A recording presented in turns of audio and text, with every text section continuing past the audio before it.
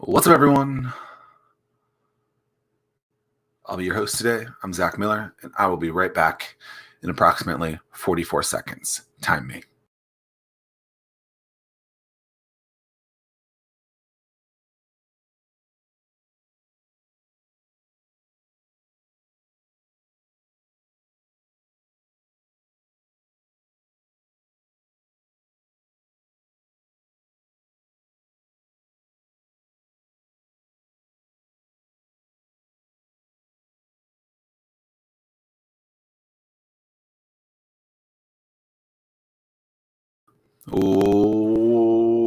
What's up? And welcome to the perfect formula to rocking and rolling your online events. And honestly, a lot of the stuff you could use when events are allowed back into the world, whenever that day may be. I am so delighted for you to join me today. So thank you for being here. Would love to start by asking you one simple question. What is it about online events that are currently holding you up? Or if you are running an event, what are some of the struggles that you're having with hosting an online event? And then if you're a participant in some online events, what are some of the things that you're watching that are just absolutely bananas, bonkers, and are kind of making you go, yowie, wowie? Like, I cannot believe that just happened. Would love to hear that. All you have to do is just simply comment those in the El Comentos. So online events are not something that are necessarily new. And many of you guys have probably gone to an online event in the past. My guess is that you have. You've also probably gone to your own events in the past. And I think that is absolutely wonderful. And so I'm excited to share with you guys 4 incredibly important things. Whether you are hosting your own event, thinking about hosting your own event, and you just don't know how, or you want to get more engagement, or you want to get people into your sales funnel or into your business. And, because people cannot physically meet right now, you got a lot of people throwing up online events and they just don't really know what to do. They're like, how is this going to work? Well, I'm going to show you how. First of all, my name is Zach Miller. Thanks for joining me today. I've been doing online events since I can remember. I think the first time I ever did an online event was probably in like 2010, 2011. I would do something on, I think at the time it was called like Google Hangouts Live, which ultimately became YouTube Live, or vice versa. I can't remember. And I used to do them every morning, and I would just talk. And that was like a decade ago. I started hosting my first events in person, probably in college, when I would host parties, and those were cool too. And so I have a ton of experience in doing events. I think events are one of the most incredibly beneficial factors in growing your business. And I think that they are a completely unsaturated market. And even if you're watching this, the overwhelming majority of people will not do and start an event. Why? I don't know. I guess they're just not into it. But it's a world that can make something incredibly possible for you.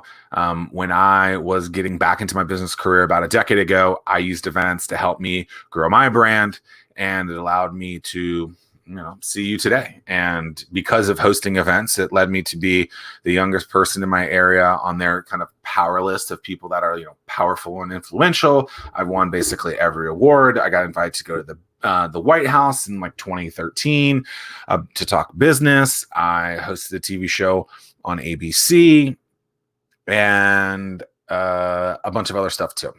My point is that that's all derived. That's all because of events. And all of that stuff happened because of me hosting events.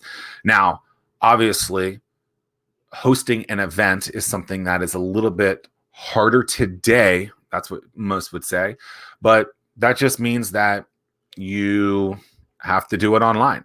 And disclaimer, it's never been easier in the world to host an online event. All you have to do is just press live. The challenge is getting people to get on and stay engaged. Because if you were having, an event in person, what happens is those people, well, they usually stay because they're too afraid to leave. On this, you can just be like, bye-bye, Zach. But please don't say bye-bye to me.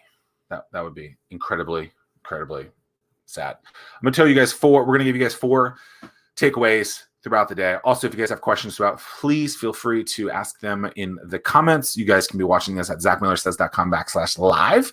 There's a comment portal there, or if you're watching this on the Book of Face, there is comments on the direct page as well. Feel free to ask there, and I will get through as many as them as possible. So there's 4 major takeaways today.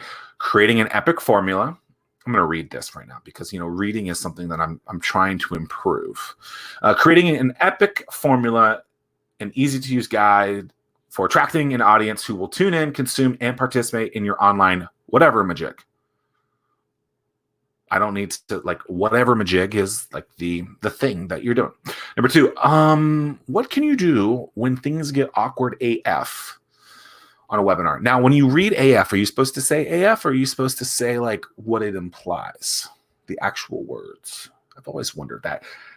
Number 3, networking in a group of 77-ish online people, in those Brady Bunch things where it's like, oh, look, there's that person here and here and here and here. How do you communicate? How do you network with those people online? Because it's like, I don't know what to do. And then you got Sally, Jesse, Raphael over here being like, da-da-da-da-da-da-da-da. How do you handle that? And number 4, would you like to supersize that for just 40 cents more? I don't know how to count. Adding value and actually understanding what value means, because a lot of people will be like, just add value. So people will actually stay on your adventure. Let's start with that one. What does adding value even mean? Well, the first thing is what do you do for a living? What is your service that you do? I was having a conversation with my buddy Eric J. Olson the other day. Maybe he's listening, so he'll hear himself and be like, there's my name. And he jokingly said something to me like, a lot of people just say add value. And I was like, yeah, but people don't know that we need to dummies guide that to figure out what is actually value. And so my simple answer to him was this, and I'll tell you guys it here, is when someone says just to add value, I would look at your core function as a business, right? Let's say you're a comedian. So let's say that Zach Miller is a comedian.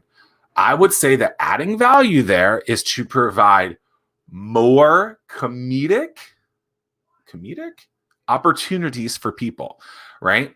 Because the more things that they think that are funny, the more times that they laugh at you, the more likely they are to continue to engage in the thing or whatever majig that you are delivering. If you are providing material here on how to do online events, the value would be to provide more ways from an educational standpoint for you to understand online events, right? So the value really to me is looking at what you do as a core function and just doing more than that, right? Making people engage more into that thing. So if you were a comedian, right? I am a comedian. I'm funny looking, right? Because that's funny. If you just laughed there, right? Ha ha ha in the comments. Ha ha, Zach, you so funny. You so funny. When I thought of that, it made me think of Kim Jong. Is that his name? What's the guy from The Hangover that's now on The Masked Singer? Ken Jong. What is that guy's name?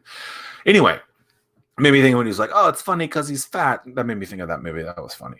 Anyway, whatever your core function is, do more than that. If you're a comedian that normally is supposed to go for 60 minutes, we'll go for 65 and see what happens. It gives you an opportunity to have more people laugh. If you are an online educator, give people a little bit more. Give them a little bit more things to learn from, because the more opportunities, the more value that you provide them, the more they are consuming and likely to potentially engage, which is ultimately what we want. It's a pretty easy thing when you put it like that. All right, so I want you guys to be thinking about the TV shows that you watch on a I don't know, an ongoing basis. What is the TV show that you're watching right now? Right. So my favorite question to ask is, what are you watching on Netflix? So were you watching Netflix in the last few days? And what were you watching on it? What are you watching on Netflix or Hulu? Or maybe you watched the Michael Jordan thing the other day and you've been watching that. Let me know what you are watching from an online perspective, right? Now, think about from in the past that this content, Ken Jeong, that's what I thought his name was. I knew it. Thank you, Kim. Ken Jeong. Is that the correct spelling? I don't know. But that's who I was looking for. So thank you, Kim, for that. Also, I said, what's up? Because that's how I roll. So what are you watching on Netflix? That's my favorite question to ask because I like to know what people are watching. Now, when you are watching this material, what I want you guys to be thinking about is how they are pulling you in. Now, a traditional TV series way back when would have you watch the TV show on, let's say, a Thursday at 8 p.m. Eastern, and then they would try to then get you to watch that content at a later time, right? They would try to get you to watch that material, the next Thursday, 8 p.m. However, now that the streaming wars are so crazy, now these juggernauts, these media companies are creating content and they want you to watch the content immediately.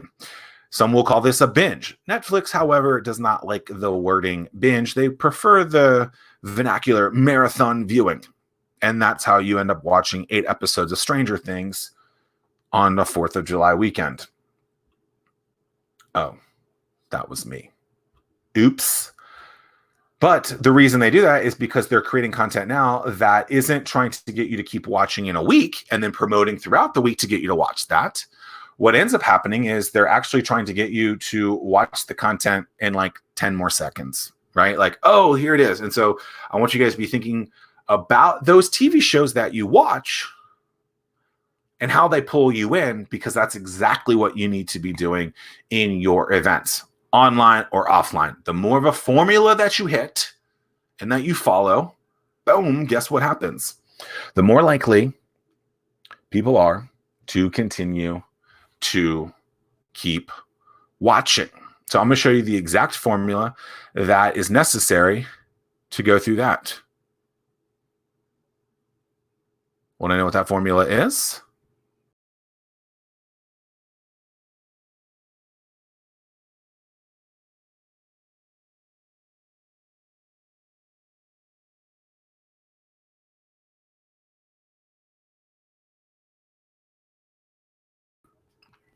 All right. So if you guys also afterwards want access to this formula, all you have to do is type in series, SERIES, in the comments, and I will send it to you. So I want you guys to be thinking about a 30-minute television show, right? I'm going to probably say TV a lot. It's because that brand equity has been built in for me for a long time, but this could also be a 30-minute Netflix series. It could be a 30-minute YouTube series, anything that has an ongoing frequency of 30 minutes or so. Basically, if the show is 2 hours, this changes a little bit, but 30 minutes series. This is how it goes. So the first thing that you've probably never really thought about from a standpoint of a TV series is that a 30-minute TV show is actually probably 21, 22 minutes. So the content is actually 9 minutes less than that, right? So 21 total minutes of viewing time for you, the viewer, of the content that you're producing. And then it's broken up typically in 3-minute or so commercial breaks. Now, I know you saw the commercials before, but did you ever realize that there was an actual formula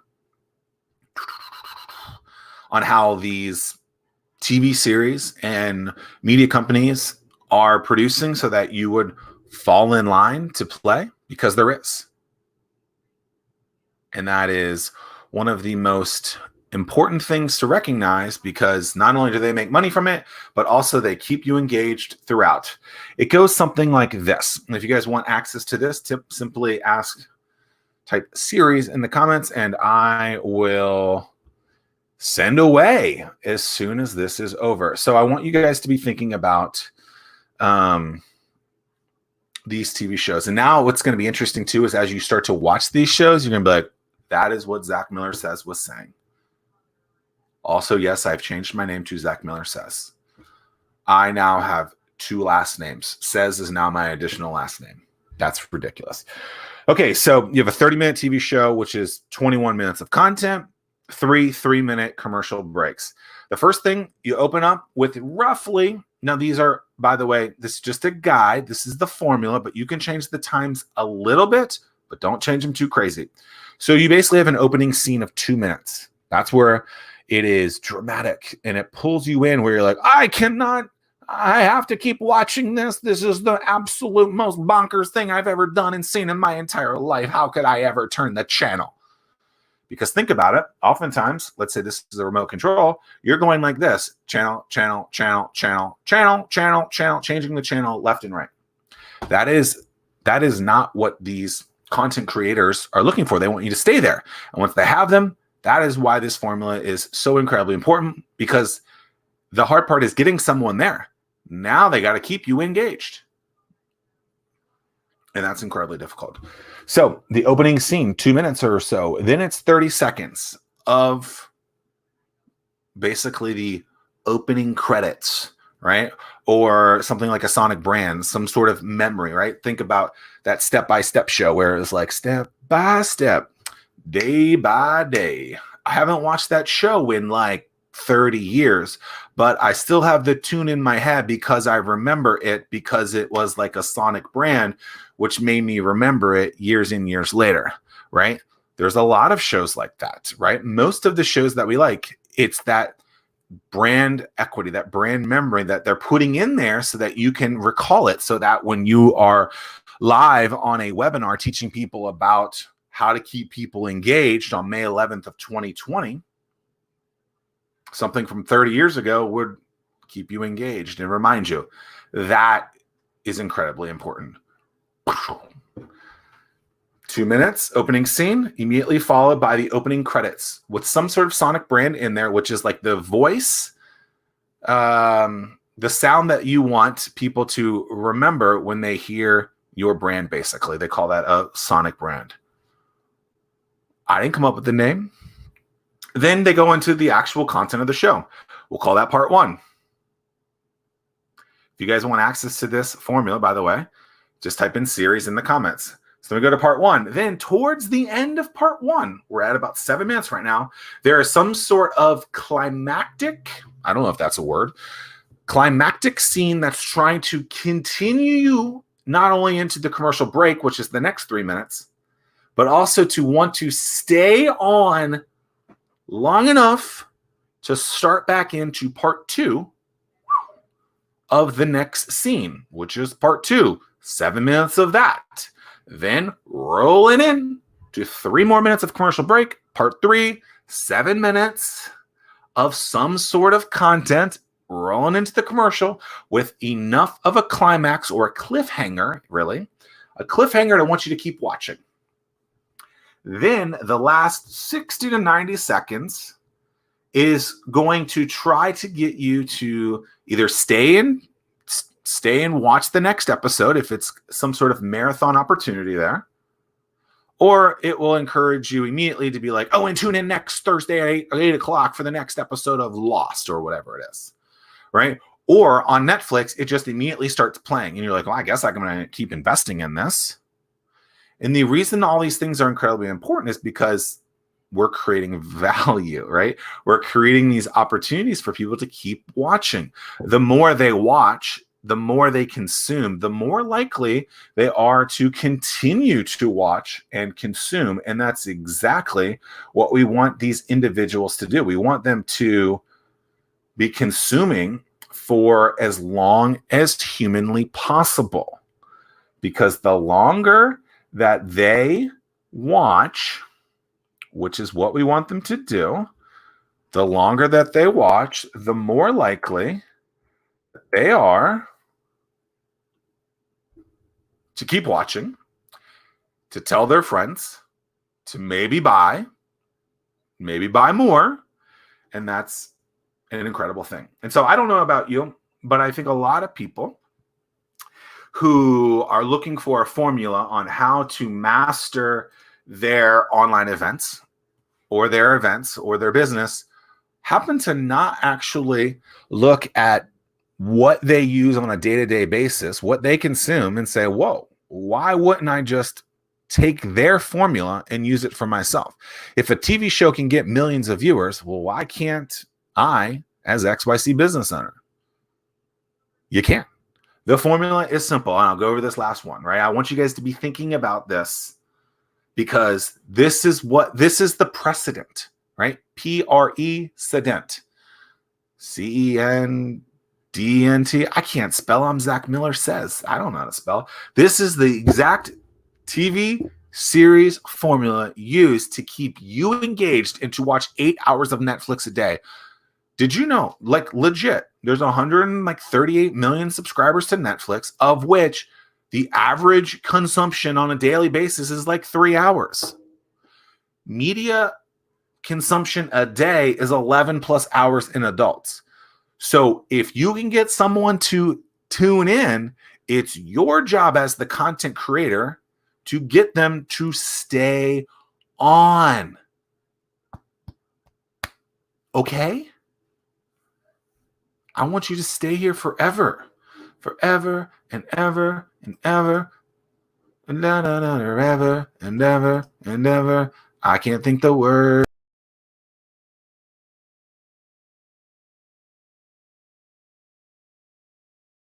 What song is that? I'm like, where Sister Act. The reason I'm saying these things is because it's been years since I've watched this content, but I can recall it. And that's incredibly important. Okay. Now that you know the TV series formula, quickly again, I'll go through it again. 30 minutes, which is actually 20 minutes of content, 3 commercials broken down. If you want this formula to be sent directly to your inbox, type series in the comments and I will send it away. The last 60 to 90 seconds of each part is leading, teasing, or building suspense, some sort of cliffhanger for you to want more. Because if you're going to a commercial break, obviously the commercials are paying for the show.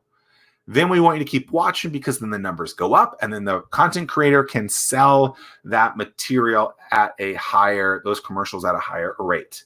Now that you know that, how can we take that same content and do it for our own events? How do we do that, Zach Miller? How?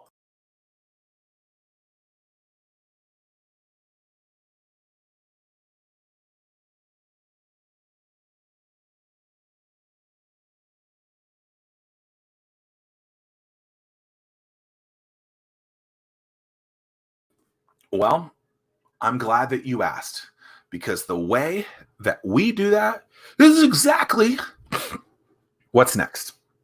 Okay, so you understand how you're consuming other things. I think it's good that you understand the precedent and you understand that there is a roadmap to follow on how you can do it yourself. Okay, and so let's say that you're creating a webinar, right? An online event, or actually any kind of event. It could be in person or it could be online. The key is incredibly important is that you follow some sort of formula because the last thing you want is people to do this.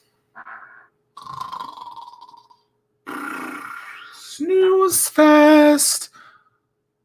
That would be sad. Creating an edge of your seat online event is what is next. And now that you have the precedent in mind of what is necessary, we're going to show up how to do this. Okay, so let's say you're going to start an event today at 11:30 a.m. You've done all your marketing to drive people to that event, right? You've set it up on Meetup or Eventbrite or your own website, and it's going out. You got the distribution of people, and you got all that, and it's wonderful. And you got people that are on the event. Good job.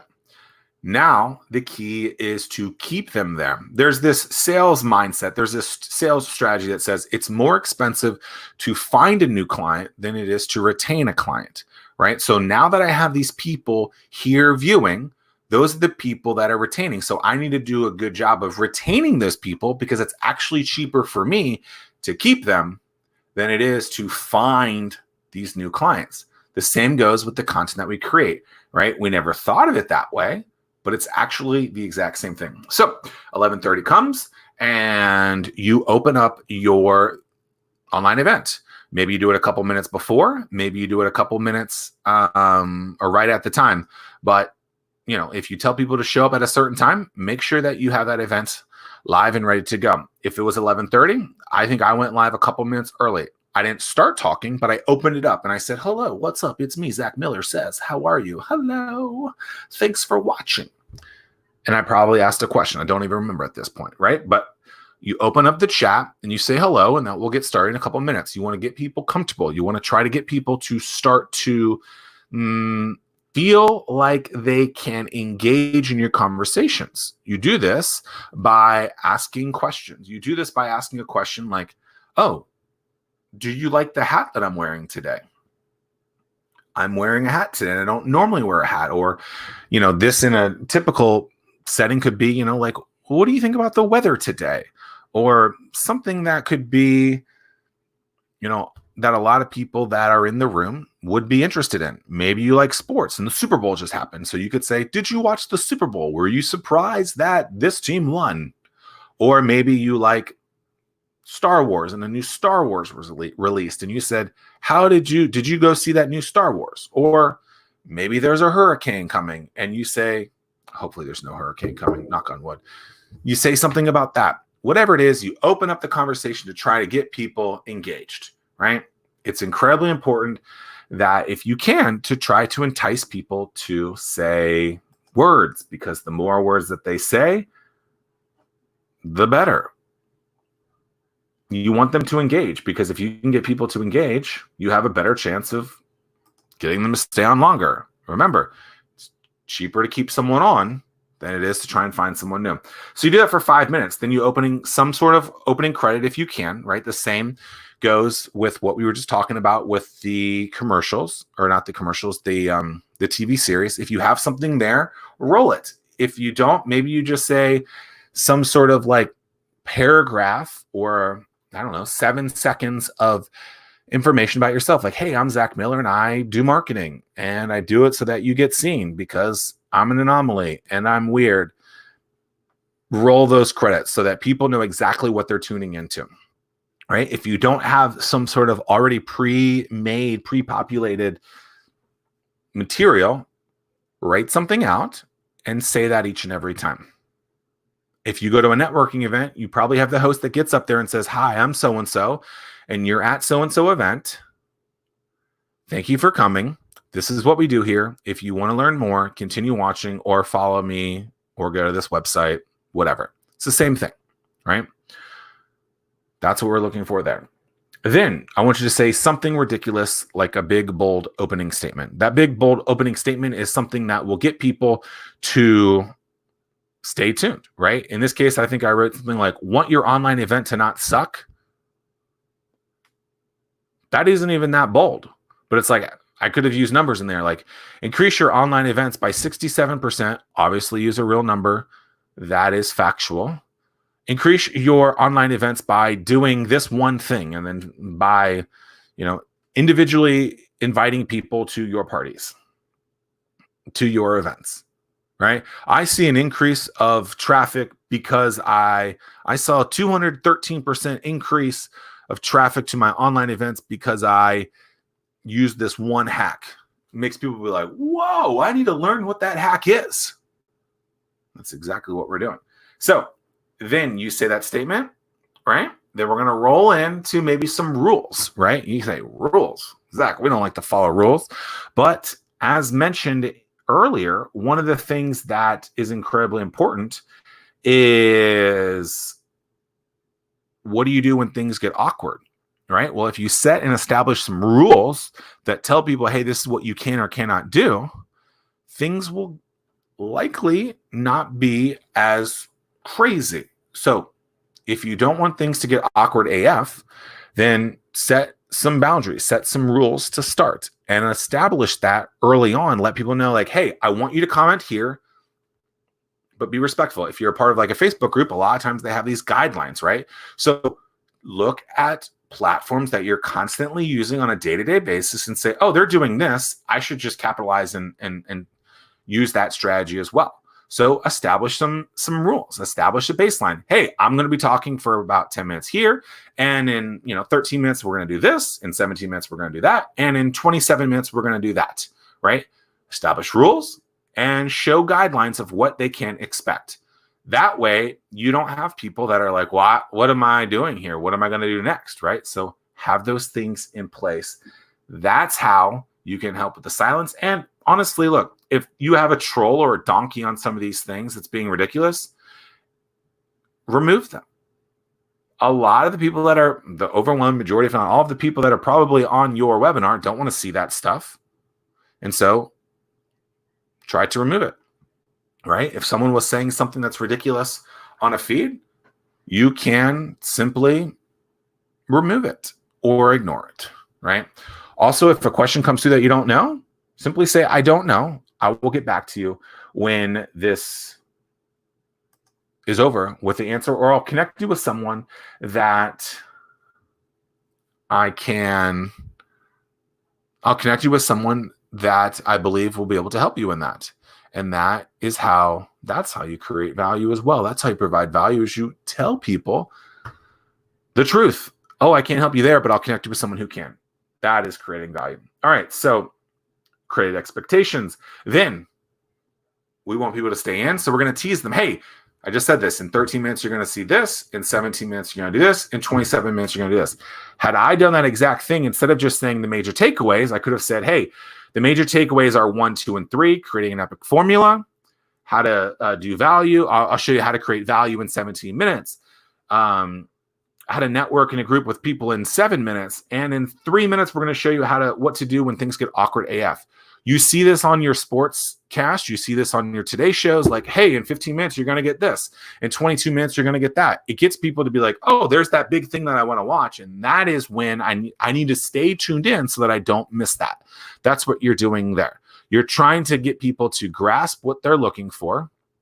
Something big, a big moment that's coming up that gets them to stay locked and loaded on your show, right? Look at this as a show, as a performance, and entice them to stick with you, because in 7 minutes, you're going to get this. In 22 minutes, you're going to get that. And that's exactly what you're doing and coming here for. So if you want to get people to stay on, you have to let them know what's coming up. Then, since you've done those teases, right, then give them the meat and potatoes. 20-ish minutes of what they came there for, and then start going through that stuff. Then engagement statements, right? So do and say comments that will entice engagements. Things here like, if you want access to the formula, this exact formula for an online event formula, simply type formula in the comments. And then anyone that types formula, you can name call them out, right? Or you could just have a list of people that are giving you that information that they want more. It's basically a lead magnet, which allows you to then provide them more access, more material at a later time. Again, that's value too, right? Provide more. Value is providing more of what you already do to the people who are interested in what you're doing. So if you have a formula that you can provide them, provide it to them. If you have 20 minutes that you can talk to them on the phone, say, hey, I got 20 minutes to talk to whoever I want, who wants to have a phone call with me. Simply type phone call in the comments and offer them that. That is providing value. Whatever you do, whatever your keyword is, whatever your business service is or product, do more of that, right? You see this on the, the TV commercials where it's like, and if you want one cooking pan, you can get a second one for free. Now, don't just start giving away things for free, but maybe there's something like a washcloth that can go with that pan or something like that. Provide more value by providing people an opportunity to get more of what you do. But don't do it so that it hurts you in your bottom line. So if you wanted access to the TV formula series, all you have to do is type series in the comments. And then if you wanted the formula for online event formulas, type formula, series and formula. And then after this is over, I will send them to you. They're all pretty. I made them. They're like, oh, they're like flowers in a plant vase. Never said vase or flowers on a webinar before. Engagement statements are things that get people to engage. Say things like that. You can also say them throughout, and then when time comes and you have a little bit of a break, you can do that by, you can take a little bit of break by answering the questions. And that's a great way that you can increase exposure.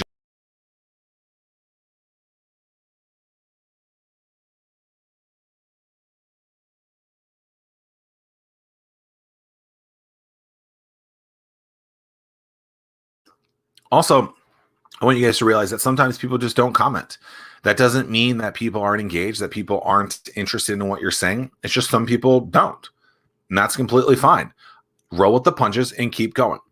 Just because you have a group, a webinar, an online performance that isn't getting the engagement that you want, doesn't mean that people aren't interested in that information. It just means that they're not engaging this time. And that's A-okay. And I think a lot of people will sit there and stop the engagement or stop asking these questions when it could be enticing someone who's watching to maybe ask you something offline and not directly on the call or directly in this type of format. And so still ask the questions, because oftentimes what happens is these individuals will reach out to you on their own that has nothing to do with the quote unquote live call. And so I think that's something that you need to be thinking about as well. Not everyone is going to just reach out on the online call and do exactly what you want. So that's why you still have to be in control of communicating it so that you don't miss out on those individuals who might be interested in what you do. And continuing on with the teases, another thing that you can do to get people's attention is to do jumping jacks. 1 and 2 and 3 and 4 and 5. That's about all I can do. And I wasn't really doing a jumping jack. The reason you do this is because people are ADD. You might be watching this on a second screen. You might be watching this on a third screen. Heck, you might be doing your work. You're on a call with your boss. You happen to have this in your left ear. Your boss is on your right ear. You're watching TV above you, and you're doing your actual work. So this is like 17 screens. The reason you do things like jumping jacks or something that is abrupt, right? So visually, you'll see me do a lot of like hand movements. That's so that if someone sees it, I get their attention back. Or if you're watching a commercial on TV and then it goes really silent, or there's no words whatsoever.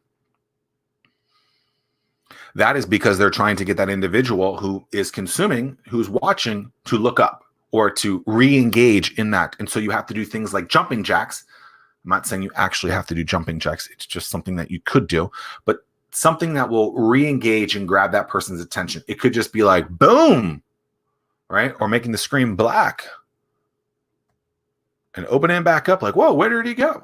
Or maybe taking off my hat and being like, oh, hey guys, it's me, Zach Miller. How are you?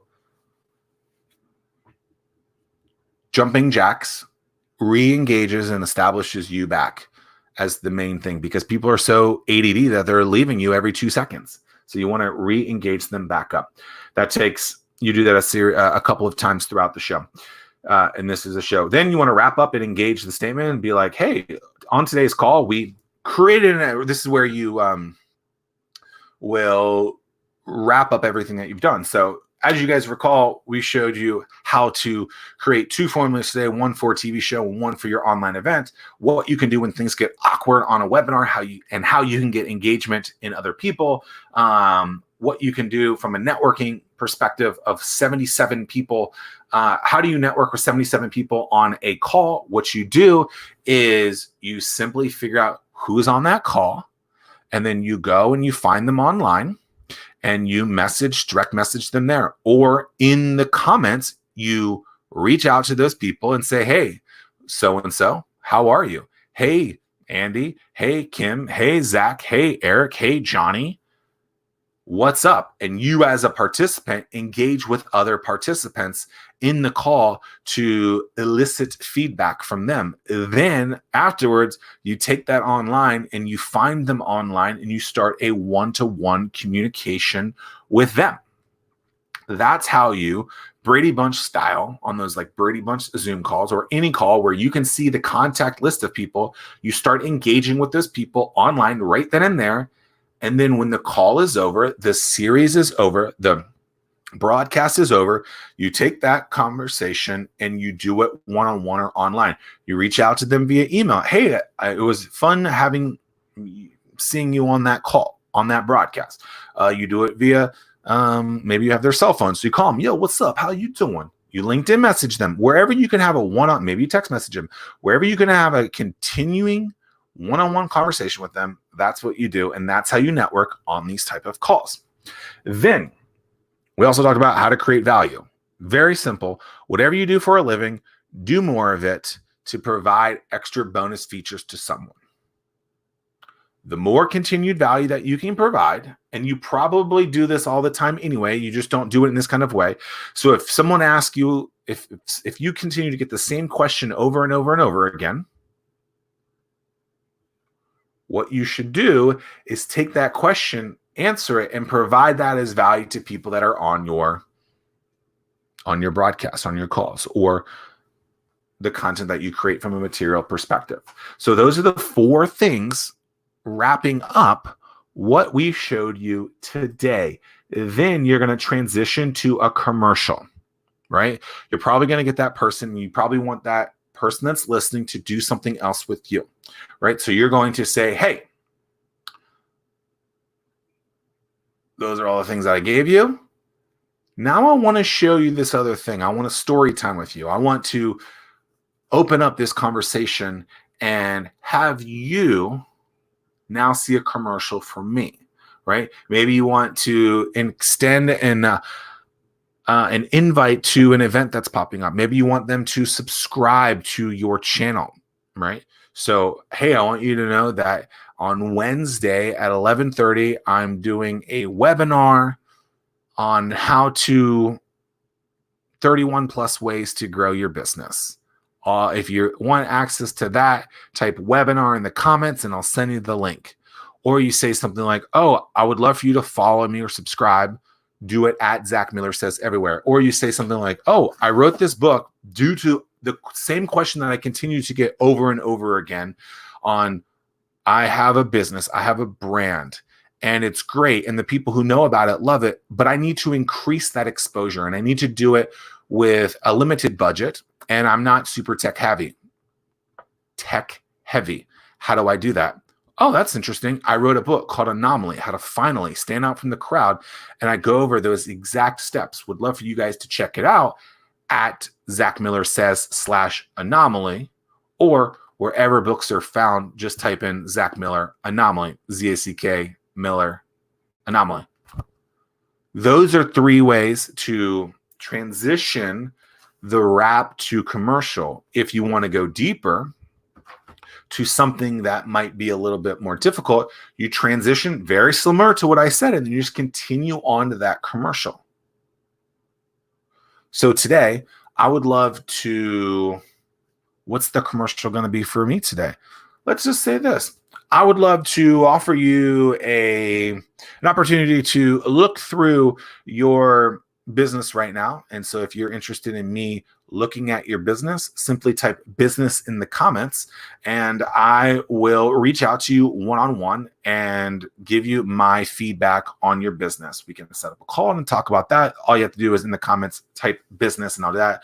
If you are not interested in writing business on the feed, simply reach out to me one-on-one and just say, hey, and we can start that conversation this way. Or if you just want to email me, it's zach@startwithhatch.com and we can do that. But I would love to give you a deep dive into your business to see how you can increase your brand awareness, your exposure, and then ultimately what's the most important thing is the sales so that you can grow that business into what you want it to be. So that's it. That is the 4 takeaways that I said I would provide you guys today. And would love if you guys enjoyed this to subscribe wherever you are watching. And honestly, if you wanted to buy the book, you can. That's fine. ZachMillerSays.com/Ann And if you're interested in getting that free consult into your type business on the comments, or reach out to me, Zach@startwithhats.com. Happy to do that as well and provide that to you. If you guys have business questions, feel free to ask them in the comments right now, and I will reach out and comment back, because that's what I'll do. Like to thank some of the guests here today: Kenya, Jessica, John, Ben, Dan, Andy, and others. And Carrie saying, great, thanks. Great tips, Zach. Thanks for sharing. Thank you guys being here too. If you guys have questions, feel free to ask those.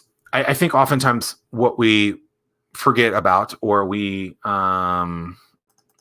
might neglect, is that we actually are consumers ourselves, and that as consumers ourselves, we don't actually implement those strategies in our own day-to-day basis. And so I think that is something that's incredibly important, that we as consumers we go through these strategies of other brands, and then we don't actually use those strategies to help us out on our own stuff. Something I call the Iron Man content strategy, where you look at the brands that you consume on a daily basis, and then you start to implement some of the strategies that they use to get you. So what did I do to hook you? Okay, well then start using that strategy as well. It's that simple. So appreciate you guys being here today. If you guys have any questions, feel free to ask in the comments, or reach out to me, Zach@startwithhats.com. And if you haven't yet, subscribe at Zach Miller Says everywhere. Until next time, I'm Zach Miller. I'm Ron Burgundy. Like the teleprompter that I'm reading, it says, I'm Zach Miller. No, it doesn't. There's no teleprompter. But appreciate you guys watching today. I am doing a webinar on Wednesday, 11:30, on the 31 plus ways to increase your brand's exposure. Until then, if you guys want access to that type of webinar, if you guys want that business consult type business, and then if you want the formula type series or formula, and then I got this super secret thing popping up that you guys might want access to, type academy, or hit me up and ask me about the academy, and I will tell you all about that. That's academy, ACADEMY, because I can't spell academy. If you want to see something about that, simply type academy or hit me up, Zach Miller Says, or Zach@startwithhats.com. Until next time, peace and pancakes. Laters. Wait, I need to say peace and pancakes last. Say peace and pancakes last. Peace and pancakes.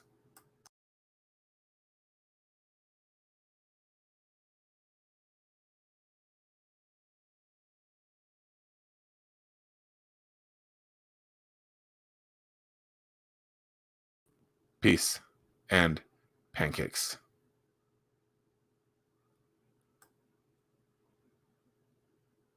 And pancakes.